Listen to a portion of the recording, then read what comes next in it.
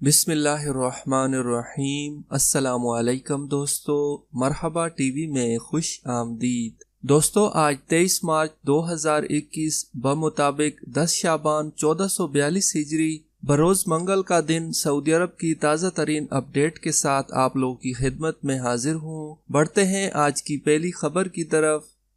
سعودی عرب میں غیر ملکیوں کے نکاح کے قوانین اور شرائط۔ سعودی عرب میں شادی کے قوانین شہریوں اور غیر ملکیوں کے لیے الگ الگ ہیں۔ قوانین کے مطابق نکاح عدالت میں رجسٹر کیا جاتا ہے، جبکہ ایجاب و قبول بھی قاضی کے سامنے ہوتا ہے۔ نکاح نامے میں تمام شرائط کا اندراج بھی نکاح رجسٹرار، جسے قاضی کہتے ہیں، اس کے پاس ہوتا ہے۔ سعودی شہریوں کا نکاح۔ شہریوں کے لیے نکاح میں بنیادی شرائط میں باہمی اتفاق کے علاوہ اہم ترین میڈیکل ٹیسٹ ہے، جس کے بغیر نکاح کی تاریخ نہیں ملتی۔ میڈیکل ٹیسٹ میں اس بات کی تصدیق کی جاتی ہے کہ جس جوڑے کو رشتہ ازدواج میں باندھا جا رہا ہے، ان میں کوئی ایسا موروثی مرض تو نہیں جس سے ان کی نسل میں بیماریاں بڑھنے کا اندیشہ ہو یا معذور بچوں کی پیدائش ہو۔ ٹیسٹ رپورٹ ملنے کے بعد نکاح کی تاریخ کے لیے کتابہ عدل، یعنی جہاں نکاح کرایا جاتا ہے، اس سے رجوع کر کے تاریخ حاصل کی جاتی ہے۔ سرکاری طور پر نکاح رجسٹر کیے جانے کے بعد شادی کی تیاریاں شروع کی جاتی ہیں۔ سعودی عرب میں غیر ملکیوں کے لیے نکاح کے قوانین۔ مملکت میں لاکھوں کے تعداد میں برسوں سے غیر ملکی اپنے اہل خانہ کے ہمراہ مقیم ہیں، جہاں رہنے والے تارکین کو شادی کے لیے مقررہ قواعد پر عمل کرنا لازمی ہے۔ غیر ملکیوں کے لیے نکاح رجسٹرار کے دفتر میں جا کر نکاح کرنا پڑتا ہے، جس کے لیے پیشگی وقت حاصل کیا جاتا ہے۔ لڑکی کے والد اور لڑکے کی جانب سے نکاح کے لیے درخواست دی جاتی ہے۔ کورونا کی وجہ سے آج کل آن لائن بھی وقت حاصل کرنے کی سہولت فراہم کی گئی ہے۔ نکاح کے دوران مولانا کی موجودگی میں نکاح کا خطبہ دے کر دونوں طرف کی شرائط نکاح نامے میں درج کی جاتی ہیں۔ اگر لڑکی کے والد نہیں ہیں تو اس کا مصدقہ ثبوت پیش کرنا ضروری ہوتا ہے۔ سعودی شہریوں کی غیر ملکی سے شادی کا قانون۔ سعودی عرب میں اگر سعودی شہری کسی غیر ملکی خاتون سے شادی کا خواہشمند ہوتا ہے تو اسے وزارت داخلہ سے اس کی اجازت حاصل کرنا ہوتی ہے۔ شادی کے لیے NOC حاصل کرنے کے بعد ہی نکاح کو رجسٹر کرنا ممکن ہے۔ اجازت کے بغیر نکاح رجسٹر نہیں کرایا جا سکتا۔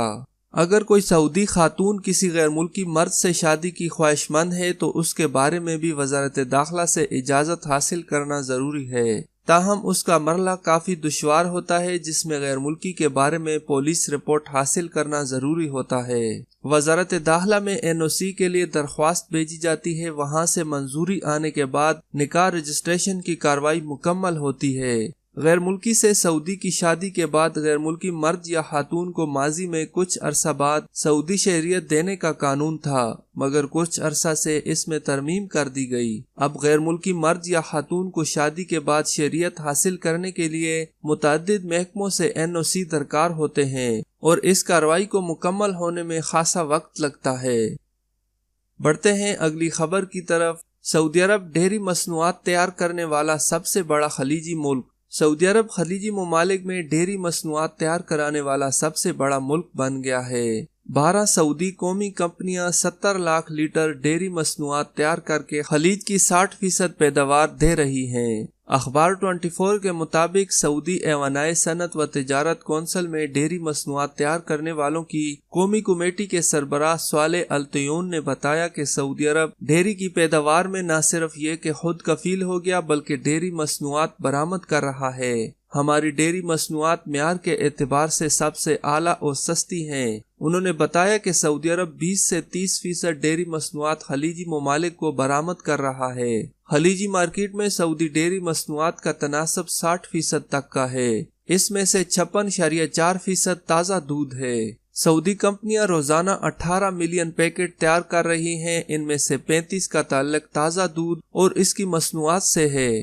انہوں نے مزید کہا کہ 10,000 سے زیادہ ٹرک ہر روز ڈیری مصنوعات مارکیٹوں میں تقسیم کر رہے ہیں۔ 38,000 ریٹیل کے کاروباری مراکز ہر روز ڈیری مصنوعات وصول کر رہے ہیں۔ سعودی ڈیری مصنوعات والی کمپنیوں میں 10.5 ہزار سعودی ملازم ہیں۔ بڑھتے ہیں اگلی خبر کی طرف۔ مارکیٹ میں موجود 90% شہد جیلی ہے، سعودی تاجر۔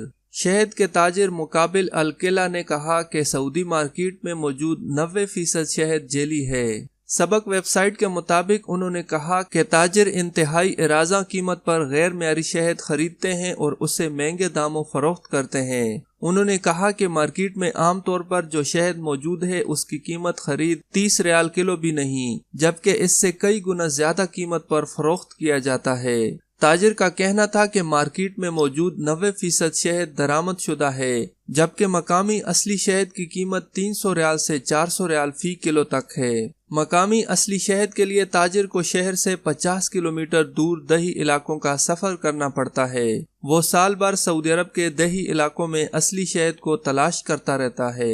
उन्होंने कहा कि सऊदी अरब के शहर अल मजमा मियारी शहद का बेहतरीन मरकज है जहां मियारी शहद पाया जाता है।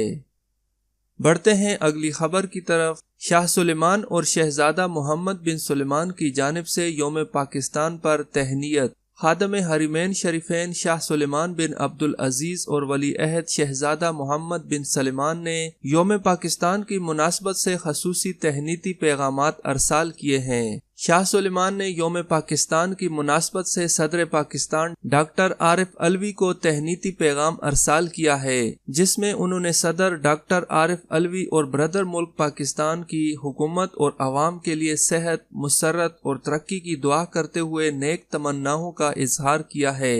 इसी तरह सऊदी वली अहद व वजीर दिफा शहजादा मोहम्मद बिन सलमान ने भी इस मौके पर सदर पाकिस्तान के नाम अपना तहनीती पैगाम अरसाल किया है।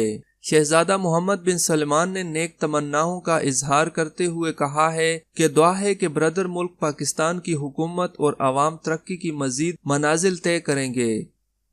बढ़ते हैं अगली खबर की तरफ। वजारत इस्लामी अमवार के तफ्तीशी दौरे, मजीद 4 मसाजिद बंद। सऊदी वजारत इस्लामी अमवार ने सऊदी अरब के 3 इलाकों में 4 नमाजियों के कोरोना वायरस में मुब्तला होने पर 4 मसाजिद आर्जी तौर पर बंद की हैं। वजारत इस्लामी अमवार के मुताबिक गुज़श्ता 43 दिनों के दौरान 336 मसाजिद बंद की गई हैं। इनमें से 326 मसाजिद सैनिटाइजिंग और सेहत व सलामती के इंतजामात मुकम्मल होने पर बहाल की गई हैं। वजारत इस्लामी अमवार ने अपनी रिपोर्ट में बताया कि 1.8 हज़ार मसाजिद में वबा से बचाव के इक़दामात के हवाले से लापरवाही बरती गई है। मसलन मास्क का इस्तेमाल न करना, जाए नमाज साथ न लाना, औकात नमाज की पाबंदी न करना और वजारत के मुकर्रर करदा प्रोग्राम के हवाले से मसाजिद का खोलना शामिल है। वजारत इस्लामी अमवार ने तवज्जो दिलाई कि गुज़श्ता 7 हफ्तों के दौरान कोरोना SOPs की पाबंदी के हवाले से इत्मीनान हासिल करने के लिए 146.5 हज़ार दौरे किए जा चुके हैं। बढ़ते हैं अगली खबर की तरफ। कोरोना वैक्सीन लगवाने वालों की तादाद 30 लाख हो गई। सऊदी अरब में अब तक 30 लाख अफराद को कोरोना वैक्सीन लगाई जा चुकी है। सऊदी वजारत सेहत ने कहा है कि ये तादाद हफ्ते तक की है, जो 500 से ज्यादा वैक्सीन मराकज के जरिए दी गई है। वजारत सेहत ने तमाम शहरियों और मुकीम गैर मुल्कियों को हदायत की है कि वो कोरोना वैक्सीन के हसूल के लिए सेहती ऐप पर अपना इंदराज कराएं। वजारत ने वाज़ेह किया है कि कोरोना के सरगर्म और तशवीशनाक केसेस में काबिल जिक्र इजाफा देखा जा रहा है। वजारत ने जोर दिया कि तमाम लोगों को वैक्सीन लगवाने की जरूरत है, क्योंकि ये मुहतदी अमराज से छुटकारा पाने का महफूज और मुअस्सर जरिया है।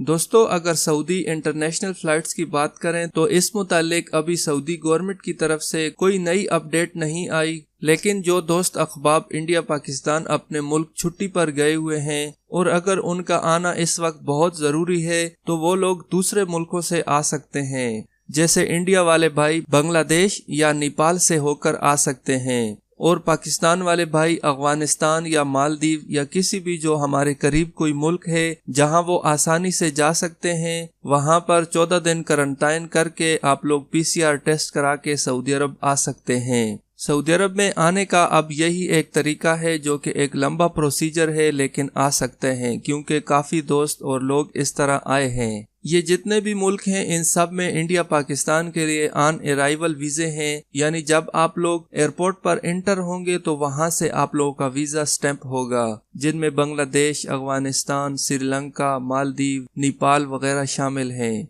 वहां पर आप लोग जाकर 14 दिन क्वारंटाइन करके PCR टेस्ट लेके फिर आप लोग वहां से सऊदी अरब की फ्लाइट करा के सऊदी अरब इंटर हो सकते हैं। ابھی انڈیا پاکستان کے حالات بہت تشویشناک ہیں، دن بدن کورونا کے کیسز بڑھ رہے ہیں، اس لیے کوئی پتہ نہیں اب انڈیا پاکستان کے لیے فلائٹ کب اوپن ہوں گی، کیونکہ انڈیا پاکستان میں ابھی کورونا کنٹرول سے باہر ہے۔ ہماری دعا ہے کہ اللہ تعالیٰ اس مرض کو جلد از جلد ختم کرا دے۔ دوستو، سعودی انٹرنیشنل فلائٹس کے متعلق اگر کوئی بھی نئی اپڈیٹ آئی تو ہم آپ لوگوں کے ساتھ ضرور شیئر کریں گے۔ آپ لوگوں کے قیمتی وقت کا بہت شکریہ، اپنا بہت سارا خیال رکھیے گا اور اپنے ساتھ رہنے والوں کا خیال رکھیں۔ ویڈیو دیکھنے کا بہت شکریہ، اللہ حافظ۔